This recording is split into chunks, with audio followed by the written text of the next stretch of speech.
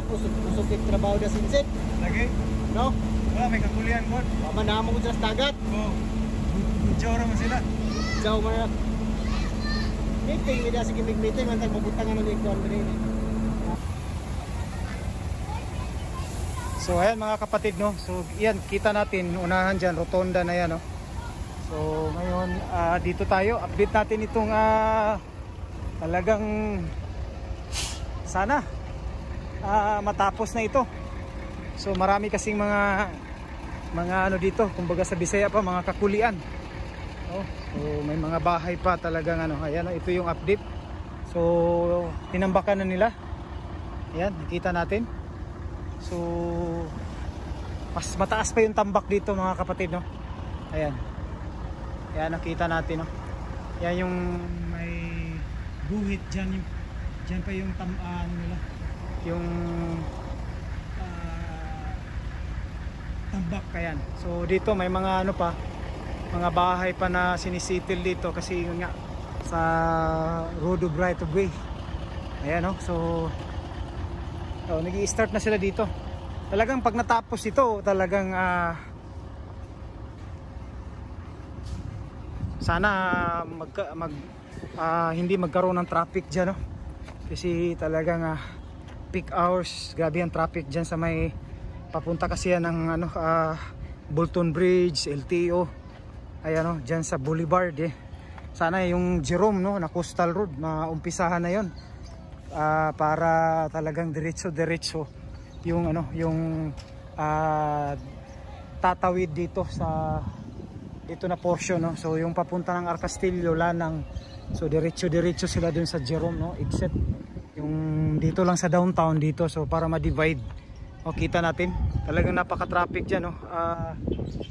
Pag peak hours diyan sa may Boulevard, papunta yan dun sa may LTO din, Ecolan din, Bolton Bridge. So napaka-traffic. So abangan natin so sa 2025, no. Sana diretso na itong mga ano. So ito talagang ayan, nakita natin. Siguro na settle na ito, giniba na. So wala na masyadong harang. Doon na lang na part, no, dito. So ngayon nakita natin yung box culvert.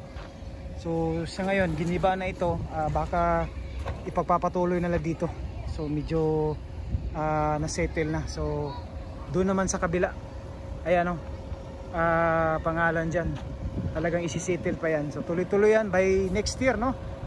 Sana may ano na, matapos na itong mga road of right of way, itong mga bahay, para ma-clear na. Kasi itong mga gumagawa naman dito, yung contractor, talagang pangalan mga kapatid, para diretso. Ayan, so binalikan natin ito. Pupunta tayo dun sa may ano, rotonda talaga dun sa loob. Ayan. Ayan, so papunta tayo dun sa loob mga kapatid, no. So medyo mataas ng tambak dito. Ayan. So galing tayo kanina doon. Straight yan mga kapatid, no.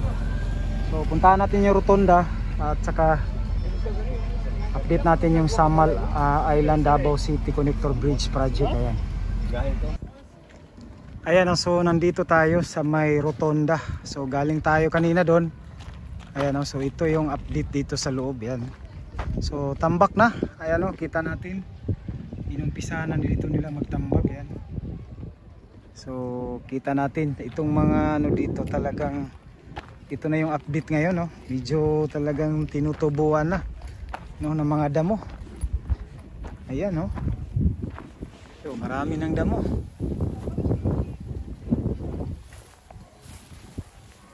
So nawawala na yung mga ano nila, yung mga tanim. Ayan, no. Ito yung mga Bermuda.